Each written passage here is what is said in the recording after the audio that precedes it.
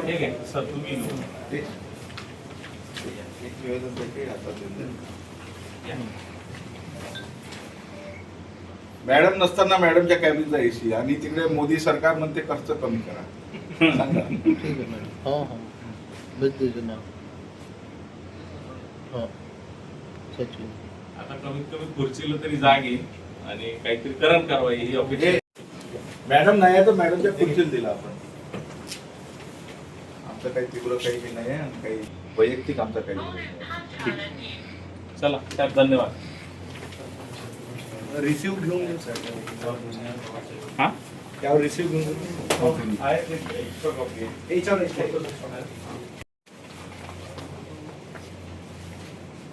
आता काय डिपार्टमेंट जाहीर करणार आहे का व्हिडिओ चालू आहे तुमचा? आम्हीच देतो ना, आमच्याच जो भरपूर आहे. चांगली रील वगैरे बनवून देतो.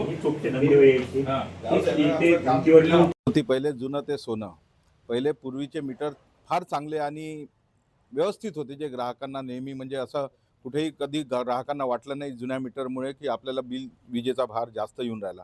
परंतु आजकाल हे स्मार्ट मीटर एवढे फास्ट फिरणारे आलेले आहे की त्याच्यामुळे ग्राहकांवर अधिकचा वीजभार पडून राहिलेला आहे. त्याचबरोबर हे स्मार्ट मीटर लावल्यानंतर ह्या स्मार्ट मीटरमध्ये मला वाटते रिचार्जचाही काहीतरी प्रीपेडसारखं सिस्टम आहे आणि ते प्रीपेडमध्ये कन्वर्ट होणार आहे.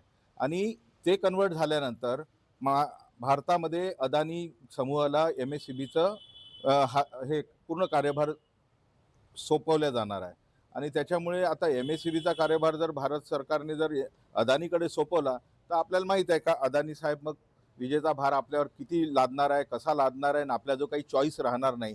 त्याच्यामुळे एक तर नाही भरलं वीज बिल तर तुमची लाईन कटेल. तुम्ही बोंबलणार तर कोण? आज कमीत कमी सरकारपर्यंत आपण बोंबलू शकतो, उद्या अदानीपर्यंत कोण बोंबलणार आहे? आणि अदानी किंवा अदानीचे लोक थोडी आपल्याला भेटणार आहे किंवा काही ऐकणार आहे. ते तर म्हणून आम्ही सरकारला एवढा पैसा दिलेला, आता वीज महामंडळ आम्ही आमच्या ताब्यात घेतलेला आहे, आम्हाला आमचा पैसा वसूल करायचा आहे, त्याच्यावर नफा कमवायचा आहे. तर ह्या सर्व गोष्टी उद्या भविष्यात होणार आहे, हे निश्चितपणे आहे. ज्याप्रमाणे आपल्याला आज अंबानीचं जे सिम कार्ड आहे ते घेतलं, जिओचं सिम कार्ड घेतल्याशिवाय पर्याय नाही, कारण कॉम्पिटिशनच नाही ठेवली आहे आपल्या ह्या देशामध्ये. पहिले लोकांना कॉम्पिटिशनमध्ये एअरटेल होतं, त्याच्यानंतर आयडिया होतं, अजून भरपूर कंपन्या होत्या. तर कमीत कमी आपल्याला जो मंथली जो हे होता चार्जेसचा जो काही भार होता तो आपल्याला चॉईस करता येत होता की कोणाचं कमी आहे, कोणाचं जास्त आहे. पण आजकाल सरसकट अदानीचं जिओचं कार्ड घ्यावं लागते. दुसरे जे कार्ड आहे त्या कार्डमध्ये नेटवर्क प्रॉपरली भेटत नाही. कदाचित हे अदानीचं जे नेटवर्क आहे ते त्याला सप्रेस करत असलं पाहिजे असं मला वाटतं. त्याच्यामुळे आता ह्या देशामध्ये जो विकल्प म्हणजे जो पर्याय राहायला पाहिजे होता, जे कॉम्पिटिशनमध्ये राहायला पाहिजे होता, त्या गोष्टी संपत आहे आणि एकाधिकारशाही ह्या देशामध्ये निर्माण होऊन राहिलेली आहे. आणि ह्या एकाधिकारशाहीमध्ये आपण सर्व लोक गुलामगिरीत जाणार आहोत. काय मागणी आहे? काही नाही, आम्हाला हे स्मार्ट मीटर नको आणि हे MSEBीच्याच हातात, सरकारच्याच हातात राहिली पाहिजे. त्याच्यामुळे आमची ही जी मागणी आहे गोरगरिबाच्या हिताची नाही. हे स्मार्ट मीटर जे काही आहे हे गोरगरिबाच्या हिताचं नाही आहे. त्याच्यामुळे आम्हाला स्मार्ट मीटर आणि अदानीकडे हे जो MSEBीचा कारभार सोपवणार आहे येणाऱ्या काही दिवसात तो आम्हाला द्यावाचा नाही आहे, त्याचा विरोध करायचा आहे. आज युवक काँग्रेसतर्फे जे महाराष्ट्र विद्युत महामंडळाने जो मागील काही दिवसामध्ये मेसेज दिला आहे की स्मार्ट मीटर हे सक्तीचं करत आहे, हे सक्तीचा मेसेजमुळे नागरिकांमध्ये मोठा संभ्रम तयार झाला आणि हळूहळू यांनी जे जुनं मीटर काढून स्मार्ट मीटर लावण्याची यांनी छुपा प्रयत्न चालू आहे.